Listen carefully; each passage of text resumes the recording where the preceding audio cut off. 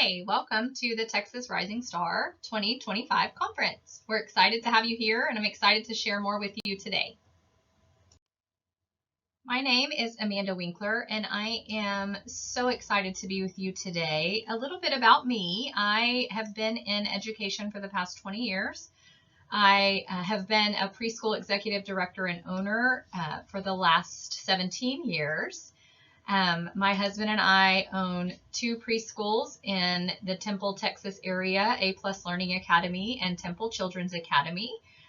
We have 2 beautiful children. Emma is a junior at Texas A&M, and Logan is a junior at Lake Belton High School in Temple, Texas. I am a proud member of the Texas Early Childhood Professional Development System and a certified trainer with them. I'm also a part of the Infant Toddler Specialist Network as an ITSN member, a specialist, and advisory board member. So I've spent a lot of years in the depths of early childhood and studying children, studying teachers, working with teachers in their classrooms, building programs, and just implementing some systems that work. And so today I want to bring some more information to the table and hopefully help you in your classroom. Welcome to Beyond the Behavior, meeting the emotional needs of young learners.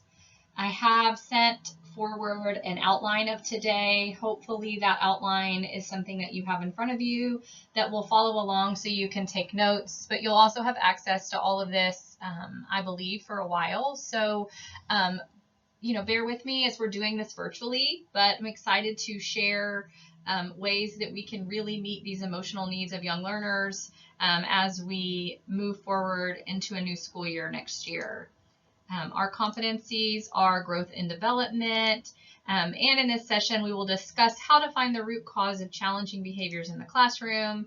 Many times as teachers there's a push to get all the to-dos done, but there sometimes is a delay or absence in responding to the needs of our kids, and sometimes those delays or absence can create challenging behaviors. Just as adults have needs at certain times, children are no different. Not normal necessity needs, but deep emotional needs, those connections, relationships, and a feeling of understanding. As we think about our classrooms and we think about behaviors, I want you to brainstorm some of the most common challenging behaviors that you see. I'm going to talk about a few that I deal with on a pretty consistent basis as an administrator, and look at those piece by piece for a second and kind of break those down. One of the top that we see are frustration fits, and these obviously occur when an encounter or an obstacle is something that they're unable to achieve, or they don't get the desired outcome. A lot of times with these frustration fits, their eyes are open.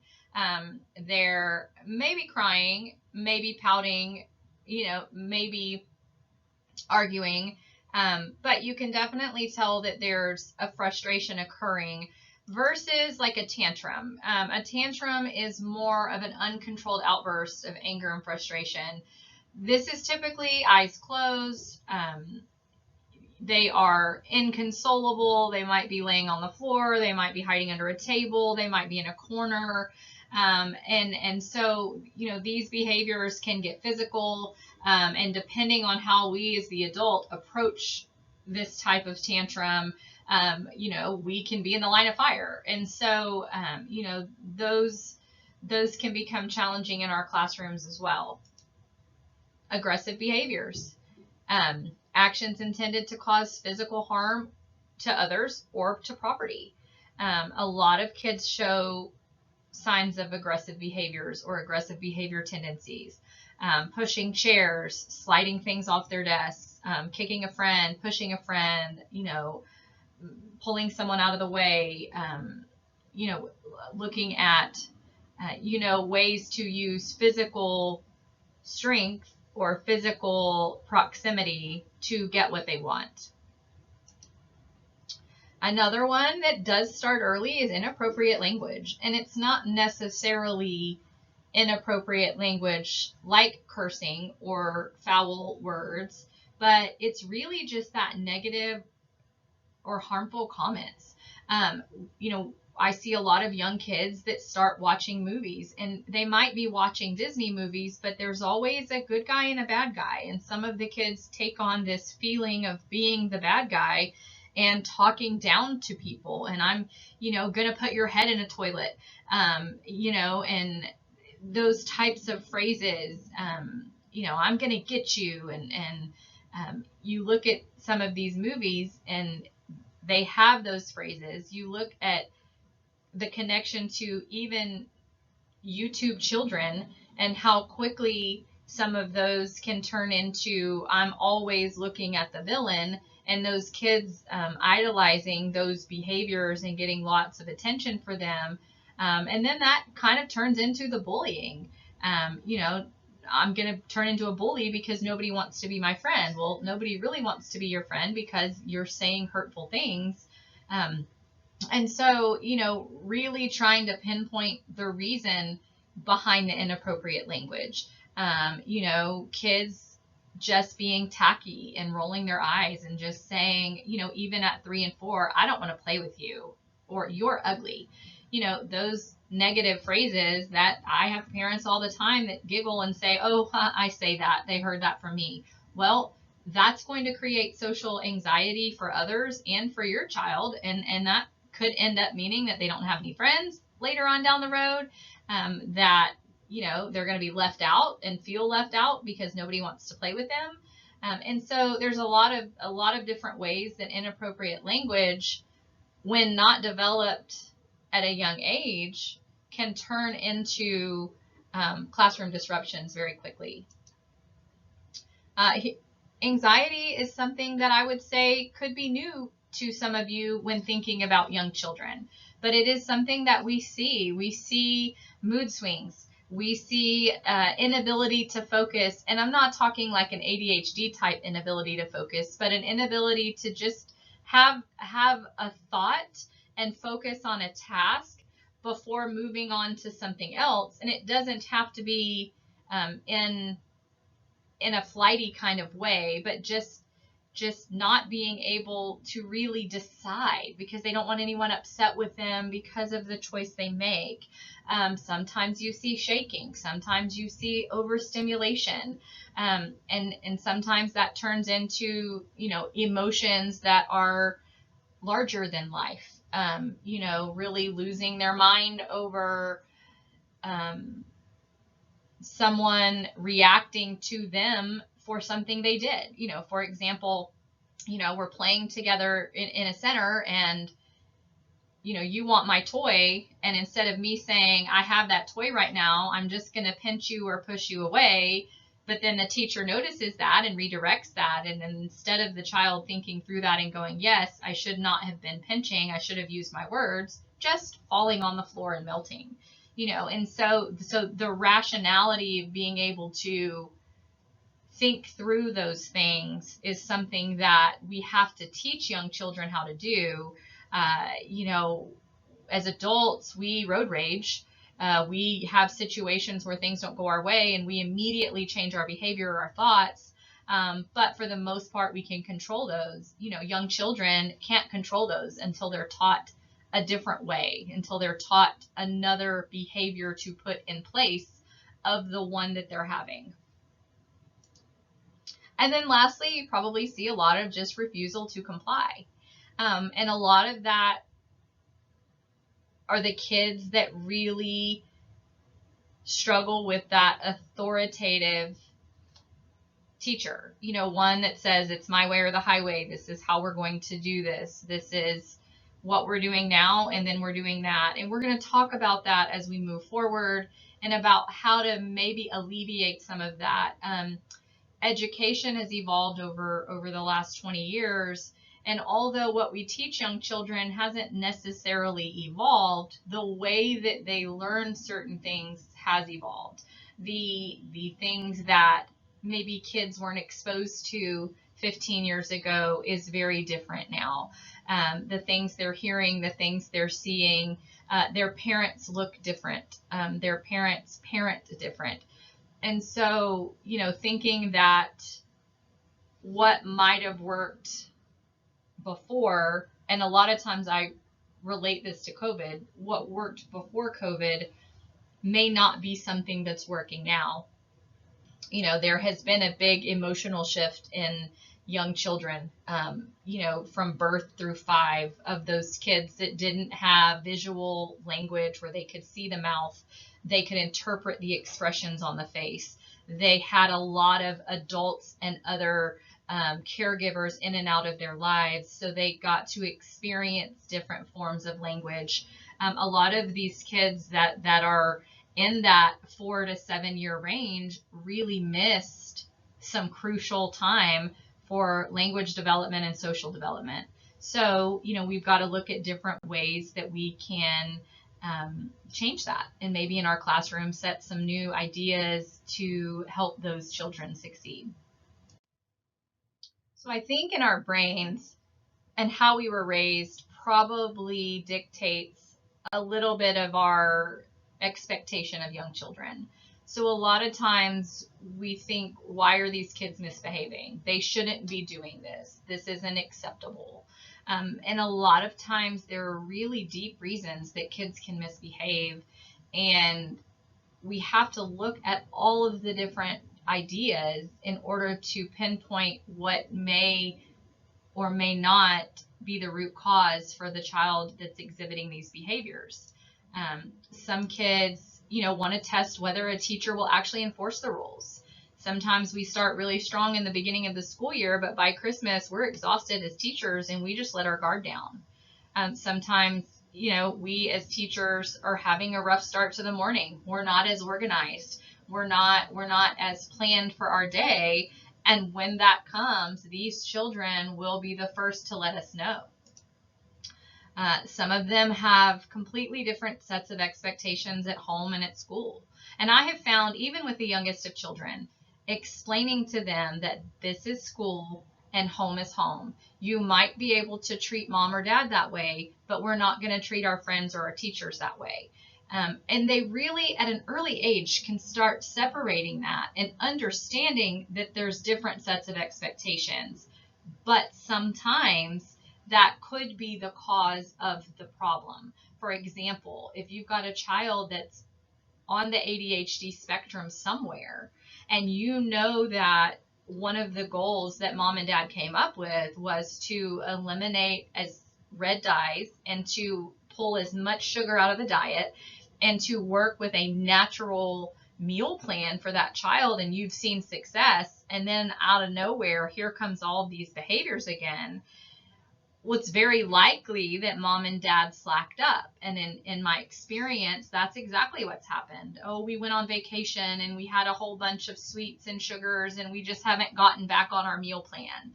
Well, for your child, their success depends on that meal plan and other things. And so, you know, just kind of realizing and communicating with parents to figure out what those differences may be. Some do not understand the rules or are held to expectations that are beyond their developmental levels. You're getting all kindergartners, but all kindergartners aren't on the same level. And sometimes you have to really think, okay, what did they miss? And are they developmentally equal in where I need them to be?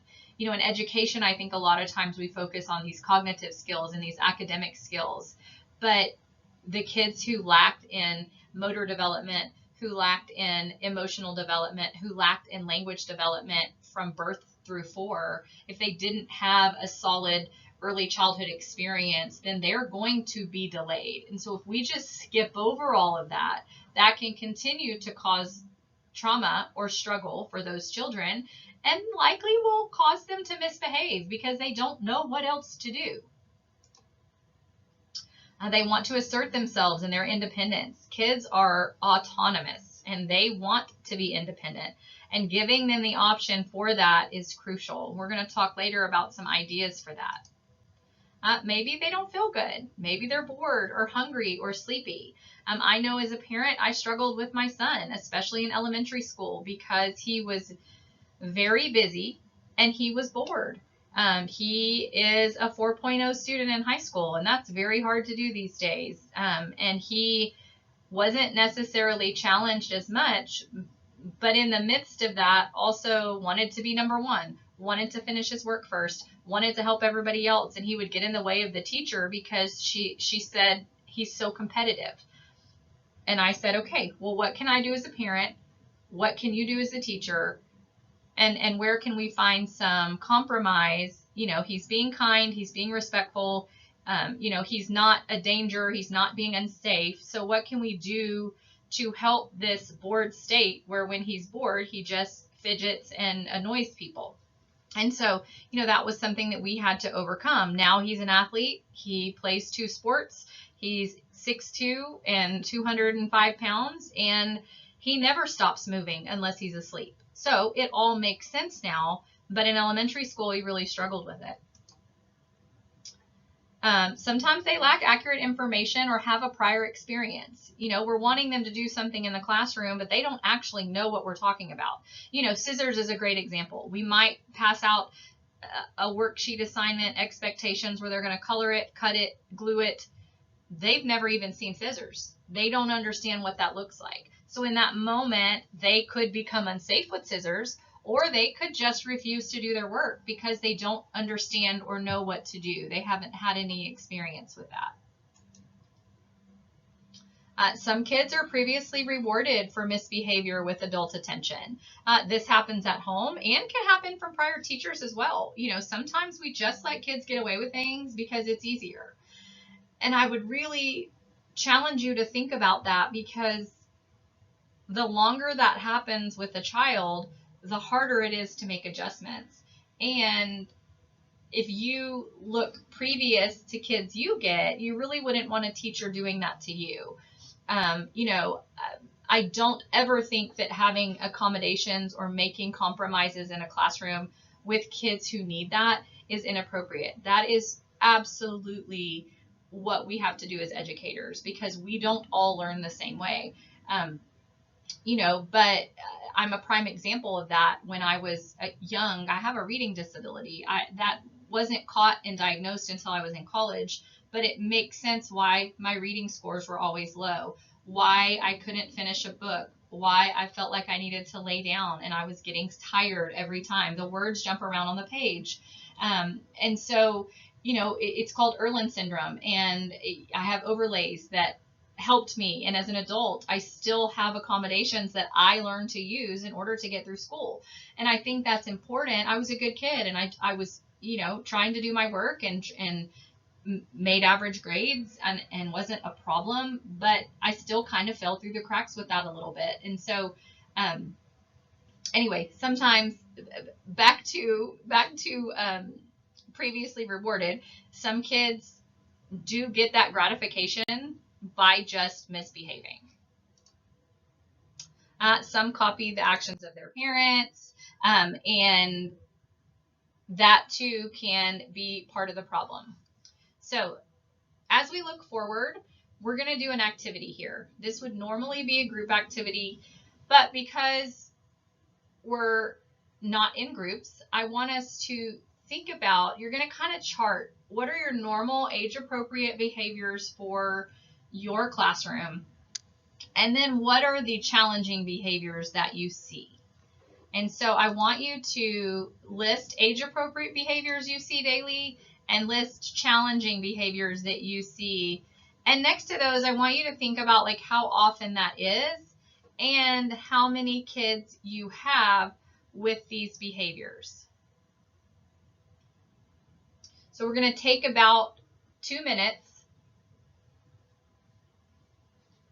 and just chart those down. And when you're thinking about it, I want you to think about like the challenging behaviors that we talked about in the beginning.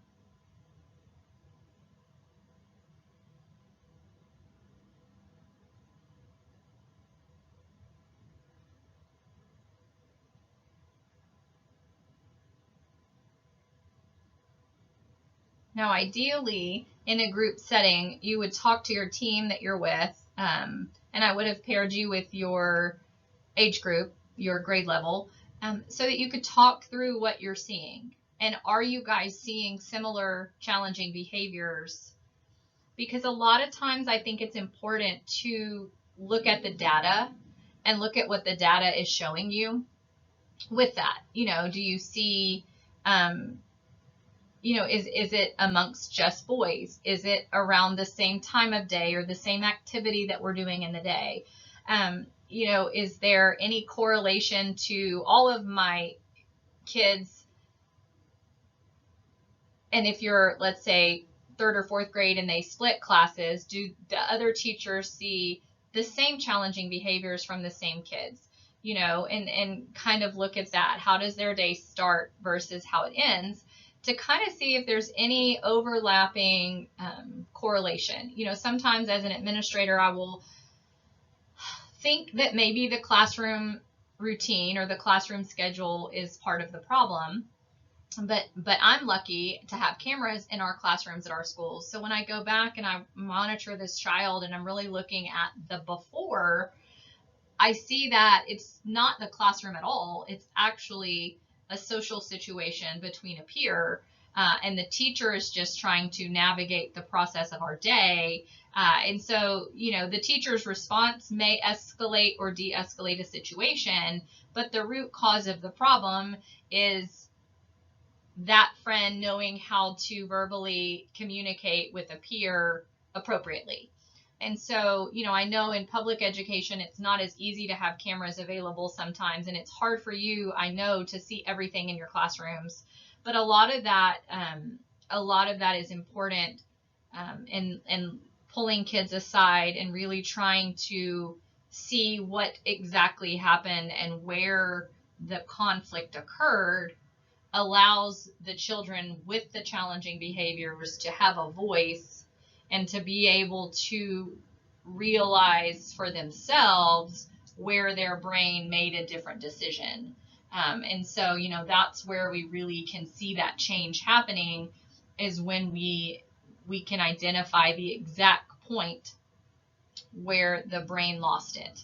And here's an example that I had with a student this week. I was working with a 4-year-old who's really been exhibiting strong, loud, emotional screaming when something doesn't go her way. And I wasn't sure totally if it was a classroom or if it was a social situation. And so I brought her in and I was talking to her about her weekend, and then I asked her to grab a toy. And I wanted her to bring me a toy that was in my toy bucket. And she brought it to me, and I just quickly snatched it out of her hand and told her, I want that toy now. And she looked at me with these huge eyes, and then she started screaming and threw herself to the ground and laid there kicking and screaming for a little while. And we're going to talk a little bit about kind of diagnosing and snapping kids out of those tantrums. But it was really important because I saw the brain. I saw the moment where she went into fight or flight, where it was like, holy heck, I'm mad now and I'm going to throw myself to the ground. Versus her just being able to tell me, hey, you took my toy and I didn't like how you took it. Can I have that back? And so, so once we calmed, we were able to verbalize how that made her feel, and then give her solutions to that behavior. And along with that, we set up a chart for her to earn some special time at home for using her words in the classroom. And so, you know, that's just an example of where you can see, oh, that's where the brain struggles right there.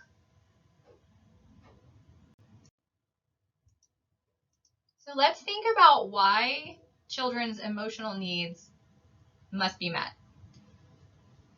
We live in a world where everyone's mental health is important and crucial. And, you know, there's a lot of discussion about taking care of ourselves. And I think as parents and maybe educators, we forget that even our littlest learners have those emotional needs. And we have to take time to grow those and nurture those. I think it's important to always remember that each child does not come from the same box. And you know that as adults because you have coworkers and you have administrators, and I guarantee you don't agree with all of them and you don't get along with all of them probably, or teach the same way that they all do. Our kids are the same. Our kids don't love the same way. They don't learn the same way all the time. And so we have to look at those. It provides a foundation for a happy childhood and a full potential. I'm not the same person probably as I was as a young child, obviously, but my childhood sculpted who I am today.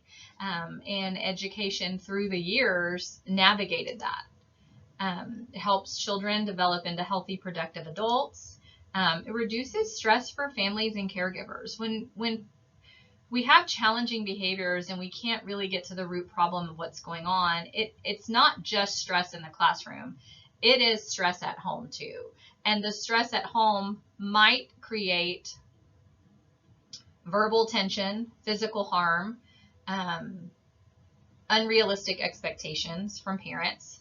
And I see that sometimes, I see, especially with the one that we're working through on this emotional stability with her screaming, when I brought the parents in and we had a conversation, the dad goes, I'm working on myself, and he said, I just never understood why she needed to scream, and she just needs to stop screaming and use her words.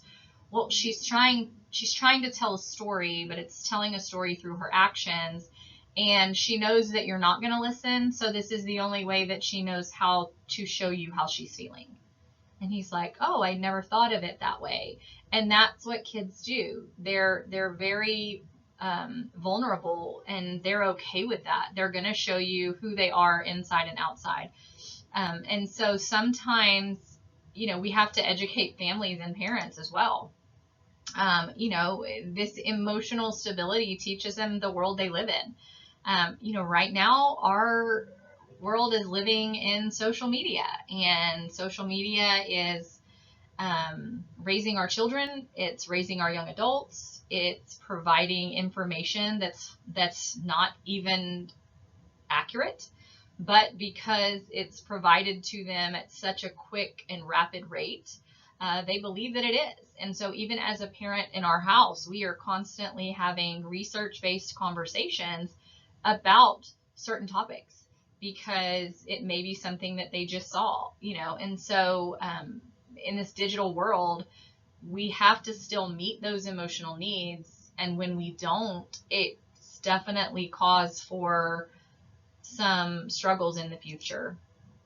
And it involves recognizing and adapting to different learning styles, varied interests, and emotional requirements.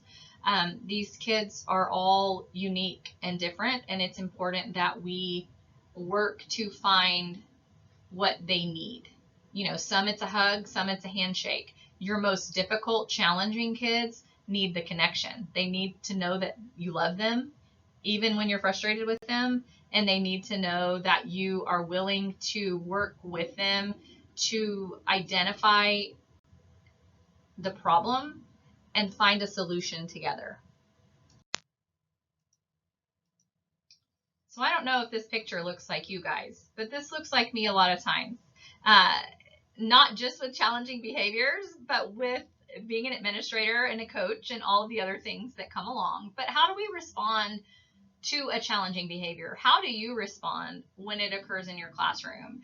My suggestions first is just check yourself. Don't ignore the behavior. Sometimes we think just walk away and give them space. Yes, space is good, okay, but we first have to let them know that we are understanding how they feel, and their space is a choice. So we'll talk about that in a second. So if you take this DNA approach, and if you've done any conscious discipline training at all, Dr. Bailey talks about this. with young children, but it works even with teenagers. I actually use this approach with my son sometimes when I can tell that things are going on, but describing what they are doing. I see that you are kicking your feet and that you are screaming and that you are throwing your body on the floor. Naming how they feel. I can see that you feel angry, that you feel frustrated. And today I actually was working through this with a 3-year-old who was on the floor, very upset. And I calmly said, can we take a walk? I see that you're very upset right now and you look like you're very frustrated. And so she got up and we started walking, and I said, are you feeling frustrated? And she said, yes, I wanted to do that by myself. And I said, thank you for calming down. Did you tell your teacher that you wanted to do it by yourself? No. Okay, well, your teacher didn't understand that because they can't read what's inside your brain. Your words tell your teacher what's inside your brain. Oh, okay. And I said, so if you'd like to do it yourself, let's walk back in and tell them. And so she went back in and talked to her teacher. But she had to think about that. And so then acknowledging why they're upset. I know that you're upset because the teacher put your water cup away for you and you really wanted to do it.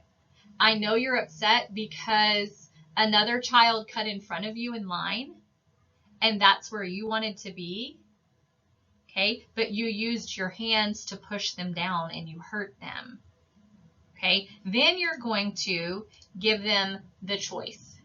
Do you need a minute to calm down by yourself here and take a few deep breaths? Or do you want to help him up and tell him you're sorry and y'all both get back in line? You know, and so then you give them the choice. So you're explaining to them that you understand how they feel. And as adults, we want that. We want people to know how we feel.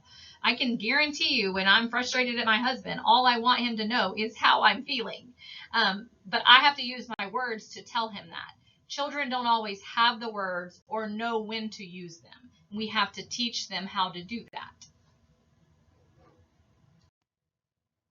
All right, now we're going to go into a different activity, and this is really a self-reflection activity that I want you to think deep for. Okay, it's going to take some thought, but I want you to think about how you react with difficult children and challenging behaviors.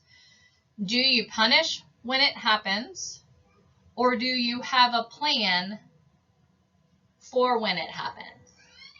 So are we taking it as is and providing a punishment, or do we have a plan ahead of time and we know when we see certain things with certain children how we're going to react and move forward to navigate that? So just take a minute and think about that.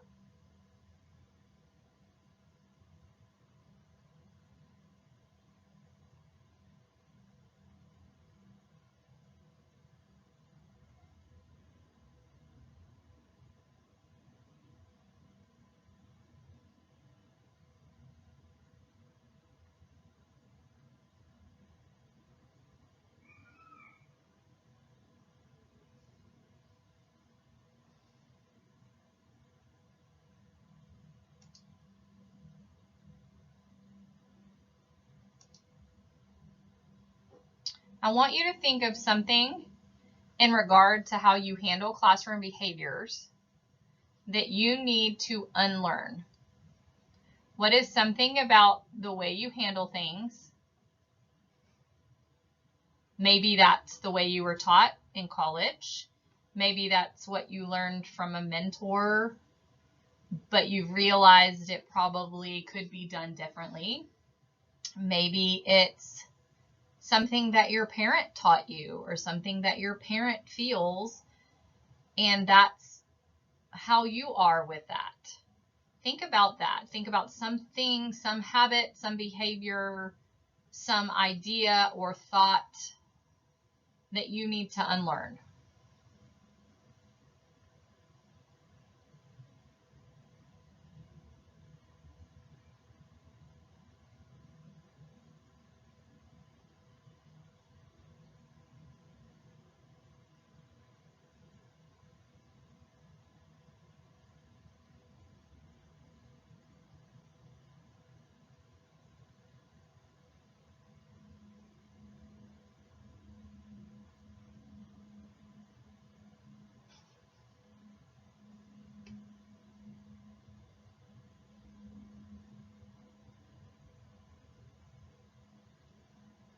Let me tell you a little bit about me.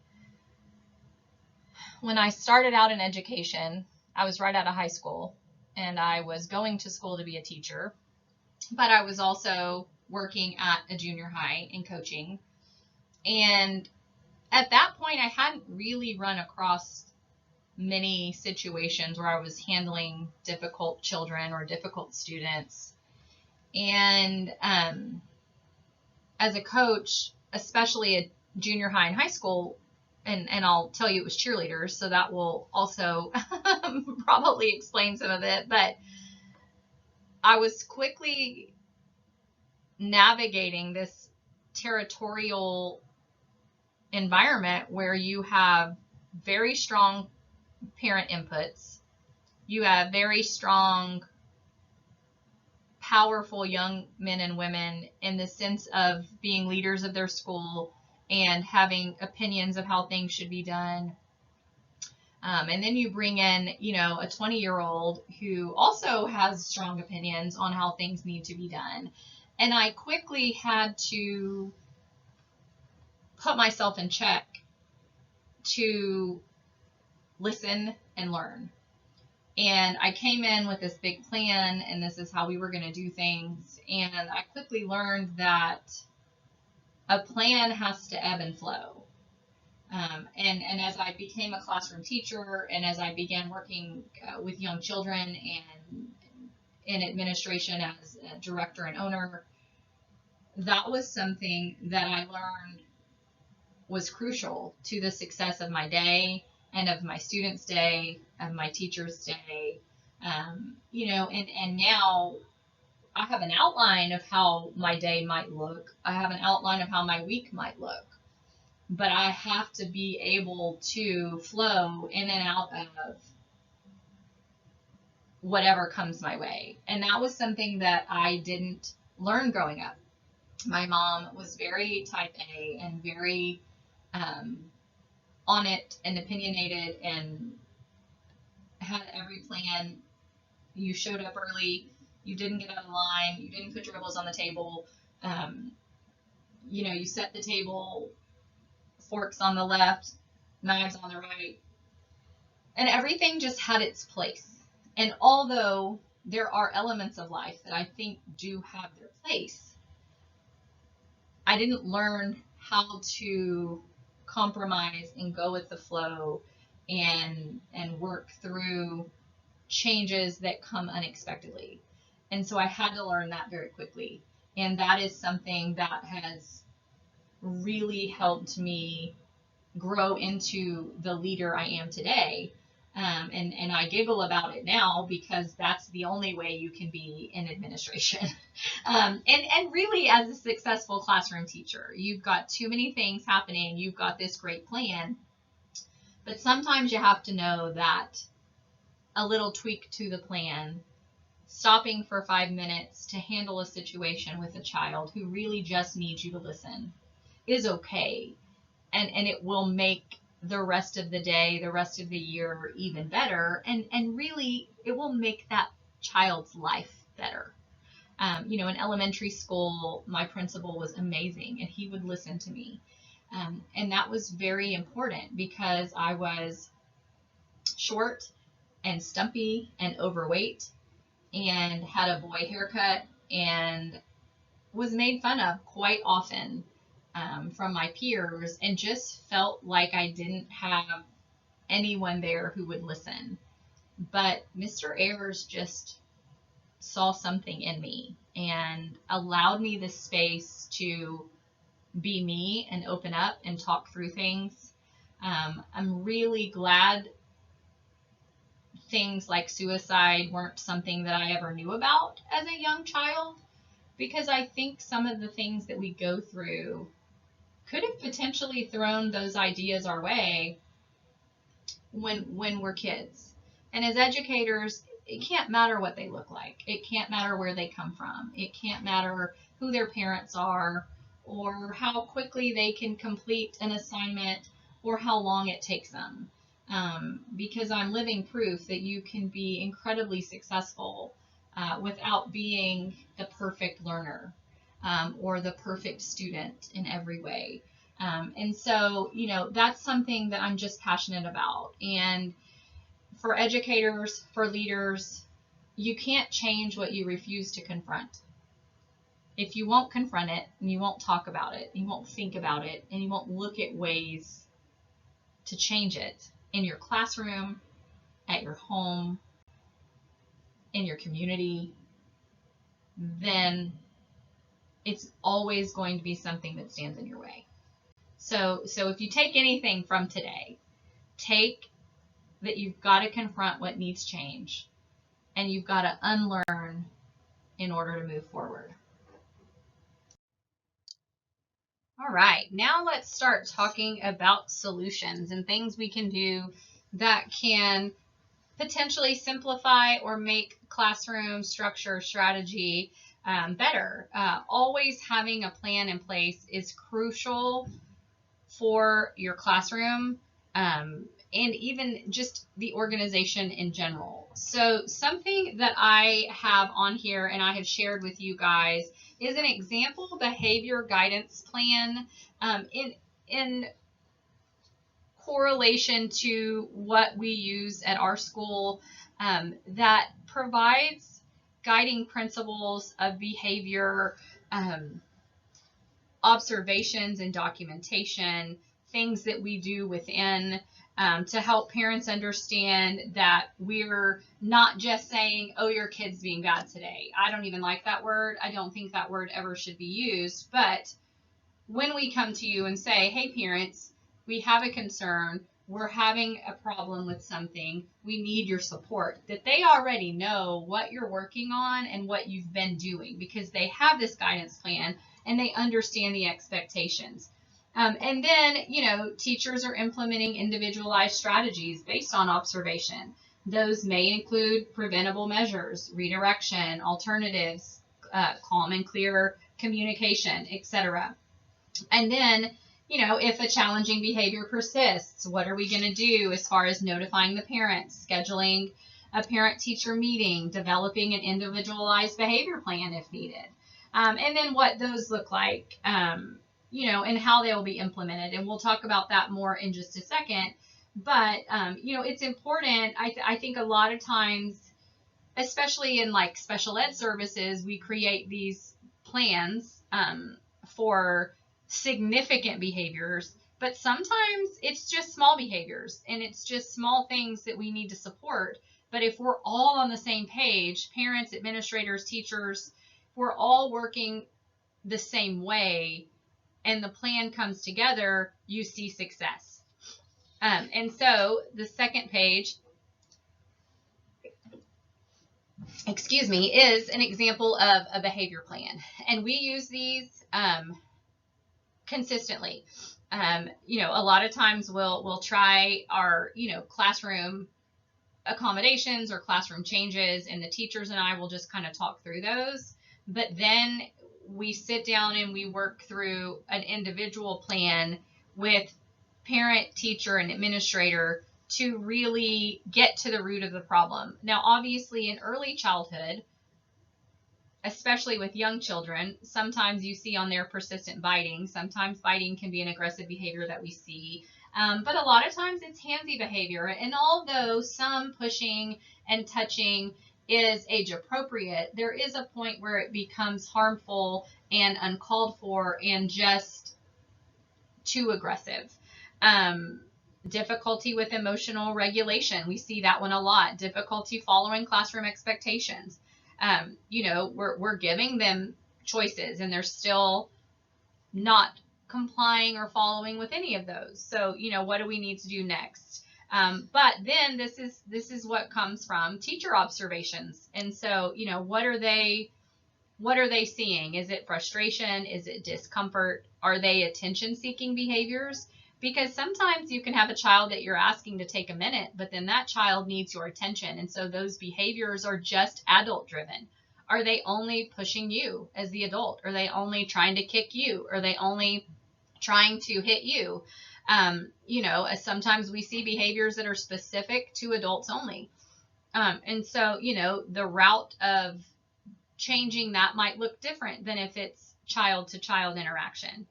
Is it overstimulation? Are we seeing behaviors during specific times of the day where the classroom is busy and loud and there's a lot of moving going on? Maybe that child is just a little bit stimulated. Is it hunger? Is it fatigue? Is it what you're seeing first thing in the morning versus what you're seeing in the afternoon? Those kinds of things. And then setting 3 specific goals for behavior improvement. What does that look like? So in my case when we just wrote one recently, the goal was for the child to use her words when she became overwhelmed or frustrated. And so we really didn't need 2 and 3 goals. You might have a goal for sitting in their seat while completing a task for a shorter amount of time. So you're setting a goal. I'm going to give them 2 minutes, and I'm going to ask that they sit for 2 minutes and do this, and then I'm going to allow them to stand. Or it could be transitional elements in the hallways. Maybe they need to transition with something in their hand because they can't walk down the hall without touching everyone else around them. They just have trouble with that. And so maybe there's a job they can have that can help them with that. And so looking at goals that we want, what is the goal that we have, for them to be able to do, and how can we get there? And then looking at positive guidance strategies that can be implemented in the environment. Are we setting clear expectations for the child? Or as the adult, are you wishy-washy on that? Does it depend on the day? That's important to think about.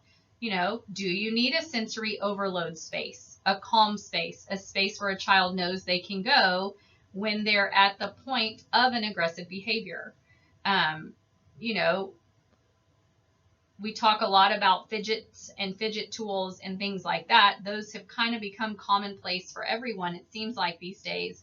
So sometimes for me, I always go back to, what do kids typically like to do? They like to color. They like to look at familiar books. And so some of our kids have family books, picture books, where they are referring to that when they're overloaded. Maybe they're missing mom. Maybe mom travels a lot because she's out of town.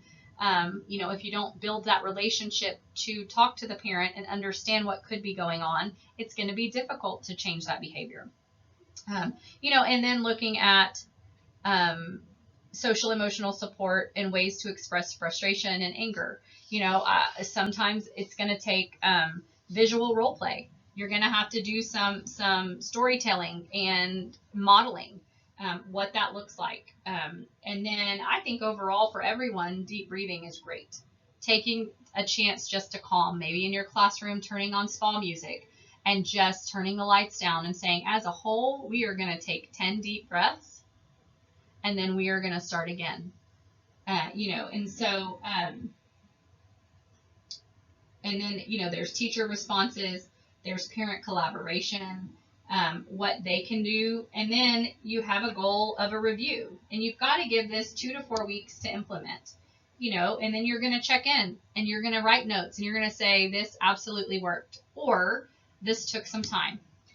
It didn't work. We need to refocus. We need to look at something different, and go through it that way. But I'm going to say that if you commit to this and you really set to it, I really think it will work for you in your classroom. We're getting close to the end, and I'm so thankful that you stayed with me. I know this is odd, virtual, and we don't get to see each other and interact. I'm finding it a little challenging myself, but I also get to share with a lot more of you than I would see if you had to come to a conference. So just remember here on our notes, teachers must be proactive and intentional when planning and responding to behaviors. You have to think ahead and be there and be proactive. I tell my team a lot of times, you're just reacting. And if you're reacting, you're not proactive. And so you've got to have those established, consistent routines of ways to respond. So that way the kids know what to expect from you. Students definitely need a consistent and predictable schedule and routine. If you're all over the place, they're going to be all over the place. And then when you don't want them to be all over the place, they're not going to understand why you're not letting them. And remember, not all things work for all children. We are all different. And until you've exhausted all the things inside the box, jump outside the box and talk to your peers and talk to other people that are outside the box thinkers. Because there is something that will work with everyone. It just takes time. Let's look at some ideas for the classroom. Okay, I want to start with this feelings chart. So our teachers do this and I love it. We start the day with how are you feeling today? This is part of our morning meeting, our morning circles, and the teacher and the children determine where their mood is. And this is proactive, helping instead of reacting to those negative behaviors. We already see where they are. So if they're starting angry, okay, might need to just pull them aside and say, hey, what happened? What's going on? Are you tired? If they go straight to being hungry, you could definitely say, oh, I need some snacks, and get creative with asking for help. Guys, as a parent, I want to help support you. So, ask your parents for things, put things out there and say, hey, we really want to engage our classroom. We're going to, we need X, Y, and Z if you can support. I guarantee you that you will get support from parents. The next idea is providing a choices bank. So kids love choices. They want to do things on their own. And this option gives them a chance to decide how they navigate their experience. So for example, if you've got 3 tasks for the students to complete during math, you can have those 3 tasks listed on the board or in a tray, and you give the children the chance to organize their thoughts and decide what they want to do first. So you're creating time management, you're giving them the stability of choice, so you're not dictating what has to happen. They're able to, maybe they want to do what seems easiest first. Maybe they want to do what seems harder first. These are things that are going to help them navigate life in the future. Our entire life is about choices. What happens sometimes in education is we forget to provide those in our classroom because we're so bombarded with all of the requirements of things we have to get to. Okay, we can't forget that we have to give them options and choices along the way. So this is a great example for the classes to have that autonomy. Lastly is visual schedules. We use visual schedules throughout the day, and I use these into elementary school, even middle school and high school sometimes when I work with kids, especially because, and you see it underlined here, boys will be boys, and sometimes they cannot remember if their head is still attached. This is still true when they're men, okay? If you're married, you'll probably agree with me. So incorporating this tracking system that's visual, and can be physical as well, where they can put a safety pin or a clip. You can put a dauber or a Velcro dot, and they can move the arrow down the day as to what they're doing. This is just beneficial. The one on the right over here is one that I made for a toddler who was very emotional with drop off and crying for mom all day. And so we made this condensed schedule of his day, so he knew that he was going to play, and then we were going to snack, and then he was going to play more, and then he was going to eat lunch and nap, and then mom comes. So it wasn't about integrating all of the things like you see on the other side with calendar and centers and circle time, those kinds of things. He just needed a generalization of how many more things do I have to do before my mom gets here. It's the same, especially with your movers and groovers. These are the times where you're going to get to be up and be moving. That might be recess and then a yoga station in the classroom or an exercise station in the classroom. But if you can integrate times for those kids that really need to be up and moving, and then they can see where that is, it's extremely helpful for them to comprehend the concept of time, because kids just get exhausted with being in a classroom all day, and they need to understand what's next, how it looks, and how I can be in charge of it. And lastly, just give them time to think and process. Sometimes as adults, we just want to understand why. Kids are the same way. And I know I grew up being told because I said so. But I didn't understand until I got older why I wanted to know so much. And I still want to know so much. I'm an avid learner, an avid researcher. And I think it's important to teach kids cause and effect and processing if we explain why. It's not that I don't want you to touch the hot stove. I don't want you to touch the hot stove because when you do, it's going to hurt very badly and might even burn your hand and peel your skin off. Does that sound fun? No, that hurts. And so it's this higher level thinking that we can teach kids at a young age, and we can teach them how to do it. And so I think kids get kind of nonchalant about school and about learning because they never actually understood that they could learn and how to learn. You know, they were told their opinions didn't matter, their thoughts didn't matter. Your thoughts are crucial in an appropriate way. And give them responsibility. They want to be responsible, and it's very likely the challenging behaviors are the ones that are overlooked or always told they're doing something wrong. I guarantee you, if you find something that they're doing right or something that they're good at, it will change the mindset and it will help promote those pro-social, engaging behaviors that we want to see. A lot of the kids go home and all they're hearing is yak, yak, yak, yak, yak. You know, be quiet, stay out of my way, go to your room, do this, do that. And you know, I think children just want to be heard. And so if we can provide an opportunity for that and we can give them responsibility over that, I think that that's crucial for changing behaviors. Thank you again so much for joining me today. I really wish I could get to know all of you and meet you in person. This is my contact information. Feel free to reach out at any time. You know, I love sharing information about children and about learning and the brain, and as a leader, how we can enhance our experience, enhance our classrooms. So thank you for joining this TSR Texas School Ready Conference. Is wonderful, and I'm so thankful that you've joined, and I wish you the best. I hope you have an amazing summer.